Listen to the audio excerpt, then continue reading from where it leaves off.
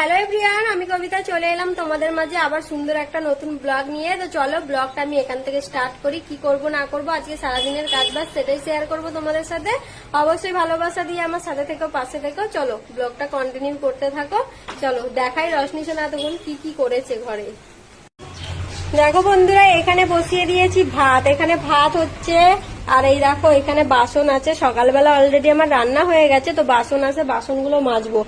আর এই দেখো ঘরের অবস্থা, মানে এই যে রশনি সোনা, এত আমি গুছাচ্ছি তবুও আমি পারছি না। এই মেয়েটা এত পরিমাণে ছড়াচ্ছে, আমি কি বলবো বলো, কিছু বলার নেই। জামা কাপড় চেয়ারে ভাঁজ করে করে আমি সব জামা কাপড়গুলো ভাঁজ করে চেয়ারে রাখছি, সব জায়গার জিনিস জায়গায় গুছিয়ে গুছিয়ে রাখছি, আর ও শুধু সমানে ছড়িয়েই যাচ্ছে। এবার আমি কি করব বলো, আমি তো পুরো পাগল হয়ে যাচ্ছি ওর জন্য।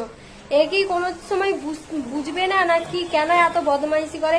আর সমানে জল কিনে কিনে নিয়ে আসতে হয়, সমানে গ্যালারি দিয়ে জল ফেলছে। এবার বলো নিচ দিয়ে, আর নিচে রাস্তা, লোকজন যাবে, লোকজন ভাববে না যে ওর মা হয়তো জল ফেলছে, কি ওর মা দেখছে না, তাহলে লোকের কথা শোনার মতো কাজ করছে। কিছু বললে শোনে না। তোমরাই বলো, ওকে কি দুমদারাক্কা দেবো নাকি কয়েকটা ঘা আমি? দেখো দেখো, তোমাদের বললাম তাই, দেখো তার প্রমাণ। সাথে সাথে আমি ওদিকে তোমাদের সাথে কথা বলছি, আর এদিকে উনি এই যে এই কীর্তি করছে।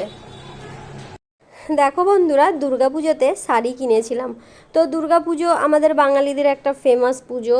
দুর্গাপুজো বলো, কালী পুজো বলো, পরশ পরশ পরে। তো সেই কারণে দেখো আমার প্রত্যেকটা শাড়িও সেলাই করা কমপ্লিট হয়েছিল না, পিকো করতে হবে, ফলস পিকো করতে হবে। তো ওই কারণে দেখো আমি শাড়িগুলোকে বার করে রেডি করে নিচ্ছি, কারণ সন্ধ্যাবেলাকে রশনি সোনাকে টিউশন দিতে যাব, আর তখন শাড়িগুলোকেও দিয়ে আসবো পিকো করে দেওয়ার জন্য, ফলস পিকো দুটোই করে দেওয়ার জন্য। আর এই দেখো এই যে জামাটা দেখতে পাচ্ছ, এই জামাটা কালকে রাত্রিরে তোমাদের দাদা ভাই আমাকে কিনে দিয়েছে, আর রশনি সোনাকেও কিন্তু কিনে দিয়েছে, আমাদের দুজনকেই কালকে দিয়েছে। তো দেখো এই যে বালিশের ওয়ারটাও পরিয়ে নিচ্ছি, কড়াইতে দিয়ে দিয়েছি তেল, আর এই দেখো নিয়ে নিয়েছি একটা ডিম। চলো একটা ডিমের ভুজিয়া করে ভাতটা খেয়ে নিই। এখন ভীষণ খিদে পেয়ে গেছে, এই যে ডিমের ভুজিয়াটা করে ভাত কটা খেয়ে নেব, তারপরে রান্নার আবার ব্যবস্থা হবে। আর শেয়ার করব কি করব না করব সবটাই শেয়ার করব। দেখো বন্ধুরা, এই যে বাসনগুলো ছিল, এই দেখো বাসনগুলো আমি সব মেজে ধুয়ে নিয়েছি।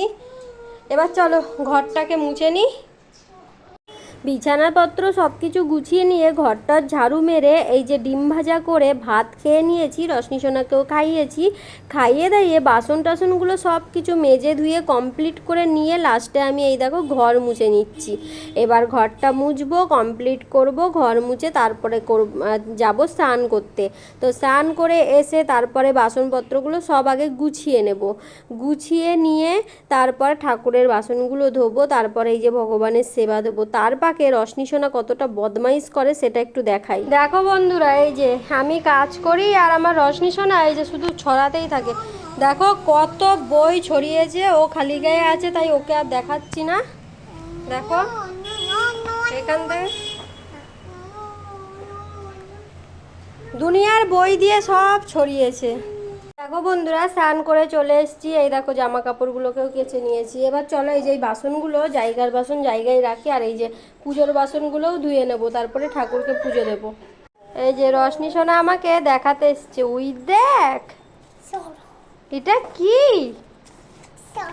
তাই? ওরে বাপরে, কালার করেছো করেছো করেছো? আচ্ছা ভালো করেছো, যাও গিয়ে বসো, যাও গিয়ে বসো, আমি বাসনগুলো গুছাই। যাও যাও গিয়ে বসো, যাও।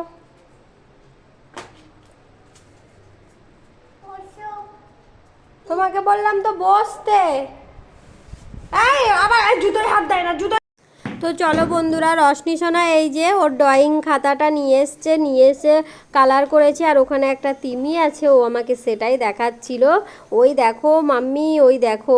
তারপরে দেখো এই যে আমি এখন প্রথমেই বাসন কটা সব কিছু গুছিয়ে নেব, যেখানে জিনিস সেখানে রেখে দেবো ঠিকঠাকভাবে। আর ছড়ানো ছেটানো থাকলে, কারণ আমাদের তো একটাই ঘর, ভীষণ বাজে লাগে দেখতে। আর রশনি তো এমনিতেই সব সময় ঘর দুয়ার ছড়াতেই থাকে, কারণ বাচ্চা মানুষ থাকলে তো হবেই, কিছু করার নেই। হ্যাঁ, একটু একটু ছড়ানো থাকে ওর খেলনা দিয়ে, কিন্তু নোংরা থাকে না, কারণ আমি খুব পরিষ্কারভাবেই থাকি আর আমার কাজবাজ এমনিতেই খুব পরিষ্কার করতে আমি ভালোবাসি। এবার দেখো পুজোর বাসনগুলো মেজে নিচ্ছি। এবার পুজোর বাসনগুলোকে মেজে নিয়ে আমি পুজোটাও দিয়ে দেবো। কিন্তু হ্যাঁ, আমি কিন্তু বাসন দিয়ে সাবান দিয়ে কিন্তু পুজোর বাসন মাজি না। আমার কিন্তু পুজোর বাসন মাজার সাবান আলাদা বা মাজার জিনিসও আলাদা। দেখো বাসনগুলো সব মেজে নিয়েছি, ঘটে জল নিয়েছি, চলো এবার তুলসী দেবীকে স্নান করিয়ে দিই।